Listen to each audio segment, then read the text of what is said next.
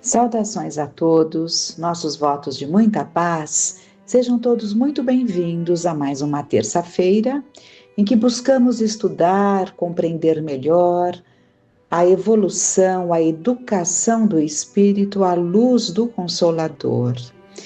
E como sabemos que as obsessões se manifestam de forma bastante acentuada em função dos tempos mais difíceis que vivemos, das frustrações, dos desencantos, até mesmo das revoltas que muitas vezes tomam o coração da criatura que se sente ali decepcionada, desencantada, revoltada com as situações que lhe chegam, não compreendendo as razões, atribuindo muitas vezes a culpa a outros, quando na verdade somos nós que vamos construindo o nosso caminho, construindo o nosso destino, apesar das situações do nosso entorno. As decisões cabem a nós, então a força de vontade, a decisão de palmilharmos no caminho do bem cabe a cada um de nós.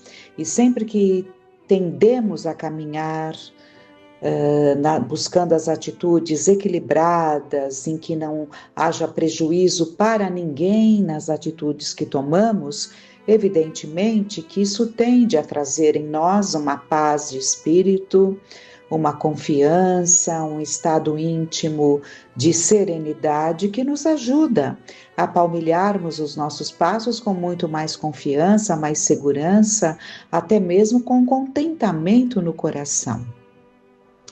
E estamos então estudando alguns aspectos das obsessões, porque as obsessões nos paralisam, as obsessões tomam conta do nosso pensamento, as obsessões nos desviam do que realmente importa, e temos visto várias situações. Hoje vamos ver mais uma, ainda do livro Mediunidade, Desafios e Bênçãos, pelo espírito Manuel Filomeno de Miranda, trazido pela psicografia de Divaldo Franco, e hoje veremos fascinação obsessiva. E ele começa trazendo-nos: o narcisismo é desvio de comportamento que perturba o ser humano colhido pelos conflitos que não consegue diluir. Temos aprendido, na psicologia junguiana, Joana de Ângeles nos traz muitos apontamentos nesse sentido, da psicologia à luz da doutrina espírita, e temos aprendido que os nossos conflitos, eles não podem ser freados de forma a causar uma castração. É preciso que eles sejam diluídos. A vida já nos tem ensinado que tudo que é castrado tende a romper-se em algum momento, trazendo maiores dificuldades e trazendo para aquele ser humano dificuldades bastante acentuadas em função de uma castração. O que precisa realmente é que se diluam os conflitos. E ele está dizendo que o narcisismo é um desvio de comportamento que nos perturba muito e precisa ser diluído. Narciso, conhecemos de certa forma a história que ele se encanta com a própria imagem quando olha a sua imagem num lago e não consegue mais desviar os seus olhos da beleza que ele vê. Então, o narcisismo simboliza esse excesso, de egocentrismo que trazemos, esse excesso de nos acharmos que somos merecedores de tudo. E o outro não. Tudo pode acontecer com o outro, não com nós mesmos, Então, o narcisismo faz com que assumamos posturas de petulância, de arrogância, Então, é preciso que esses sentimentos sejam diluídos. E ele continua, também pode ser resultado de alguma frustração que induz o paciente ao retorno do período infantil. Então vamos ver como que ele vai desenvolver essa ideia. Autoapaixonando-se, o narcisista atribui valores e direitos que a outrem não concede, tornando-se o epicentro dos próprios e dos interesses gerais. Então, somos nós e nós, e o mundo gira em torno do nosso umbigo. Talvez ele tenha trazido essa ideia da infância, porque na infância nós somos muito assim. A criança não tem discernimento quando ela é pequena da necessidade do compartilhar, da necessidade de olhar para o outro, da necessidade de aguardar o outro. A criança quer tudo de imediato. Por isso que ela vai sendo educada para não se transformar na princesa que reina na casa, não se transformar no reizinho que reina na casa e os pais se tornam vassalos. Então, tudo isso é preciso que se ajuste na infância. Quando não se ajusta na infância, é claro que vai eclodir lá adiante. À medida que se lhe agrava o distúrbio, aliena-se do convívio social saudável, acreditando que não tem muito a lucrar com a atenção e os cuidados que poderia direcionar a outras pessoas. Então, como não tem interesse no outro, porque vive apenas para si mesmo, acaba se isolando. E isso é gravíssimo, por isso que é uma obsessão, né? Esse comportamento, às vezes, é sutil, por isso que temos que prestar atenção, agravando-se à medida que se lhe fixam no imo a presunção, a ausência de autocrítica, embora a severidade com que analise a conduta alheia. Utilizando-se de palavras ásperas e julgamento severo como transferência daquilo de que inconscientemente se faz merecedor. Então, aquilo que deveríamos direcionar para uma autocrítica, nesse estado narcísico, não cabe isso, né? Então, tornamo-nos pessoas críticas, mas com o outro, exigentes com o outro. Então, tudo aquilo que deveríamos direcionar a nós mesmos, nós temos o ímpeto de direcionar ao outro. Ao tomar essa atitude, liberta a consciência de culpa e mais se enclausura na torre de marfim da prosápia em que se estabelece. Então alivia-se a culpa porque está carregando ali para a crítica no outro, né? Até julgando que está fazendo um grande serviço, não? Apontando ali os problemas dos outros, que serviço, né? Quando não percebe que deveria estar trazendo para si mesmo. Essa insegurança psicológica que se converte em autoafirmação exibicionista, porque a autoafirmação é muito importante, né? Nós temos que ter autoconfiança, desenvolvermos a confiança em nós mesmos, sabedores que somos, que temos um potencial e que podemos, pedindo ajuda a Deus, a Jesus, né, nos sentirmos confiantes naquilo que buscamos empreender. No entanto, aqui ele trata de autoafirmação exibicionista. Conspira contra a saúde mental. Aos poucos, essa autoafirmação exibicionista vai adoecendo a própria mente. Em razão dessa deficiência emocional, quando o portador de mediunidade atrai espíritos zombeteiros que o inspiram ao ridículo da situação, comprazendo-se os mesmos em afligi-los, sem que se dê conta da gravidade da psicopatologia obsessiva em que tomba. Então, quando se tem os canais mediúnicos, a situação se torna muito mais grave, porque espíritos zombeteiros, aproveitadores, até vingadores, se aproveitam dessa maneira de ser e potencializam esses sentimentos.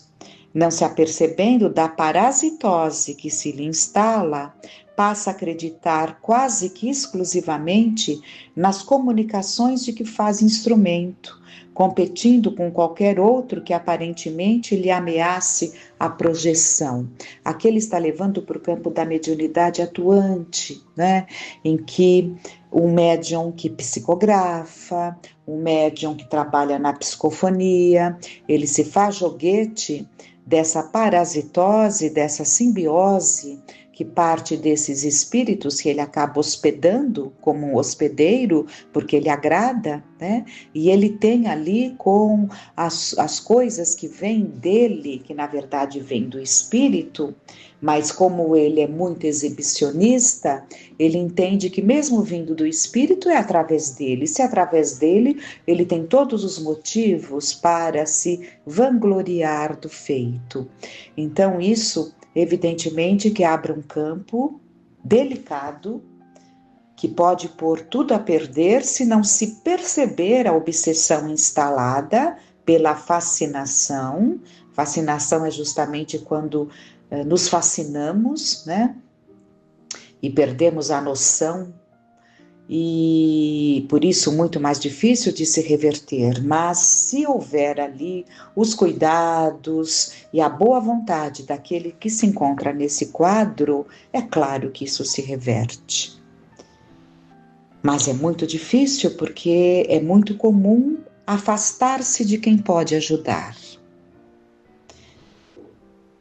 Mantém boa moral, é conservador e exigente na conduta, porém a tomada na qual se encontra o plugue obsessivo encontra-se no egoísmo e no temperamento especial, que lhe constituem os grandes desafios a vencer durante a conjuntura reencarnacionista. Então, procura ali fazer tudo certo, né? Exigente na sua conduta, mas o plugue está ligado, as tomadas que pegam ali o seu lado egoísta. Na ordem direta que se destaca, ensoberbece-se mais, deixando de considerar as advertências que lhe chegam, por supor-se inatacável, distanciando da humildade que impõe a autorreflexão, responsável doutrinariamente pela proposta de tomar para si as comunicações dos espíritos antes que para os outros. As comunicações são, em primeiro lugar, para nós mesmos. Imbuído da ideia de que é irreprochável o seu comportamento, passa a supor-se merecedor do contato com os espíritos elevados e não analisa as comunicações que lhe são atribuídas, cujo conteúdo não vai além do trivial, do destituído de profundidade. São invariavelmente repetitivas, exaradas em chavões convencionais, às vezes pomposos, mas irrelevantes. A obsessão por fascinação é um capítulo muito perturbador do labor mediúnico.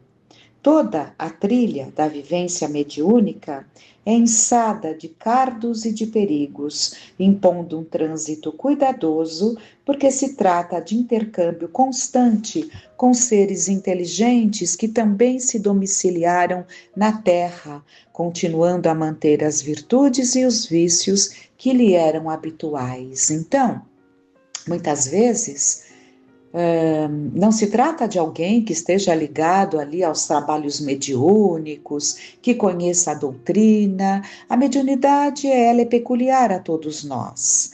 Cada um num determinado grau, mas todos nós somos médiuns, portanto, muito suscetíveis de abrir os canais e atrairmos espíritos vampirizadores que se aproveitam ali das nossas tendências. Dentro desse caso aqui, o egoísmo, a tendência narcísica, fazendo com que nos comprometamos com atitudes, com comportamentos, e só depois vem o resultado. E demora muito para cair a ficha de que fomos vítimas de uma obsessão. Perceberemos quando o estrago já está muito grande. Daí a necessidade de todos que percebem em si pensamentos, situações, estamos pensando uma coisa, de repente um pensamento atravessa. Acordamos com uma ideia fixa e aquilo quer tomar conta, impedindo que pensemos em outras coisas. Então, todos esses sinais são obsessões e precisam de tratamento adequado. Tratamento nas casas espíritas sérias, tratamento com psiquiatras, com psicólogos, quantas vezes, dependendo ali do grau da situação.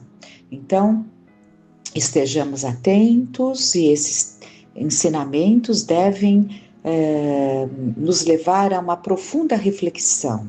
E ele continua: vigilantes e contumazes, os espíritos ociosos e perversos rondam os médiuns com implacável insistência, aguardando oportunidade para os afligir, para interditar-lhes as mensagens, para entorpecer-lhes a faculdade.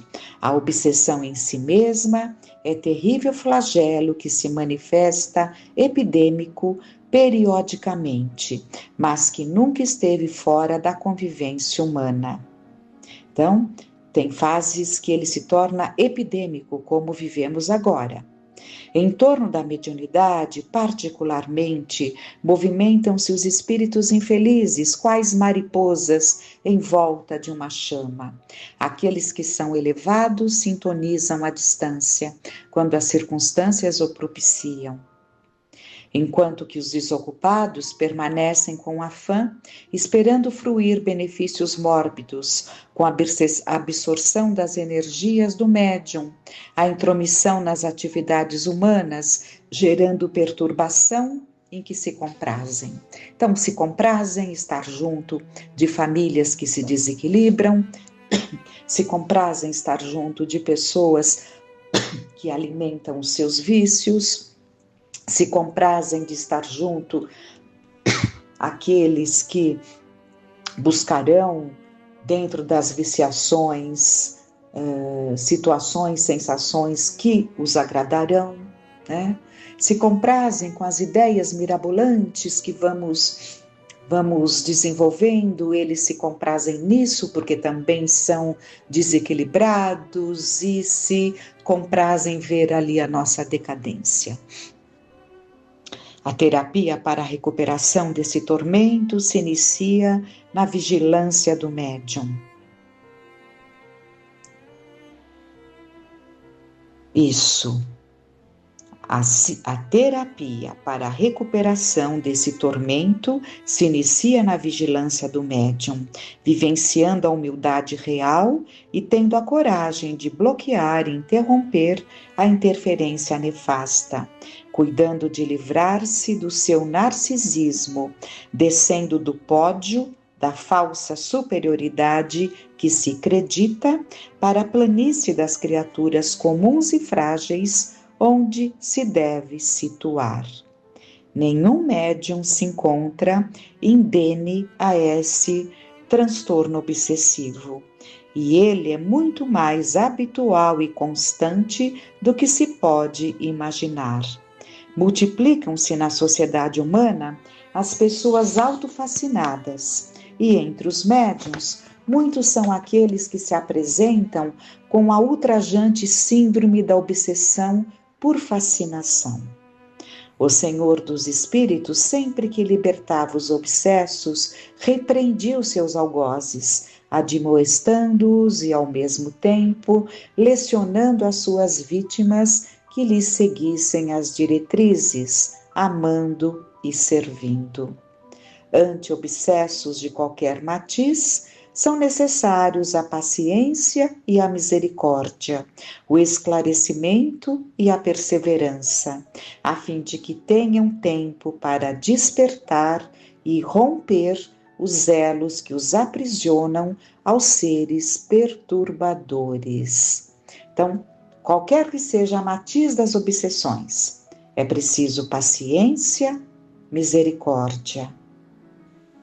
Quando estamos ali no trato com os obsedados, né? Temos que ter a paciência, a misericórdia, o esclarecimento, a perseverança. Tudo isso tem que ser buscado pelos que estão cuidando, né, desses que buscam ajuda, e também nos cuidando uns aos outros, em família, o grupo de trabalhadores, onde estivermos, observarmos. Temos um familiar que está deixando o ego abaixar, tomar conta do seu self, apenas a ponto de ser apenas o ego dominante, tornando-se pessoas tão narcisistas que nem se dão conta do constrangimento que causam, né?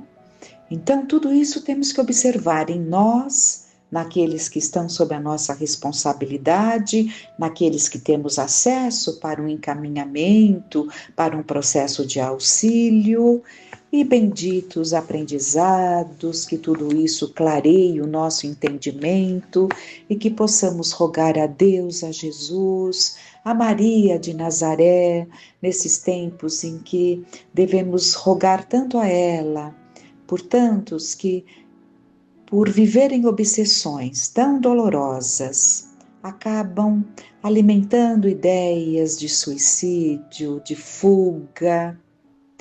Porque o narcisismo, se nós pararmos para pensar, é uma fuga. É uma fuga daquilo que realmente somos, não gostamos do que somos, né? E podemos ter muitas condições, porque não gostamos porque não temos um olhar verdadeiro para nós, né? Se não gostaríamos de nós mesmos, temos que gostar de nós mesmos e temos todos os motivos para nos amarmos, mas passamos a não gostar do que somos, porque observamos mais o outro, e o outro reluz para nós. Então, as ideias narcísicas vão surgindo para abafar aquilo que realmente somos. Por isso que temos que pedir muito a Deus, a Jesus, a Maria de Nazaré, que nos envolve em seu manto de amor. Que Deus nosso Pai, Jesus nosso Mestre, nos cubram a todos em bênçãos de luz e reconforto. Que fiquemos em paz.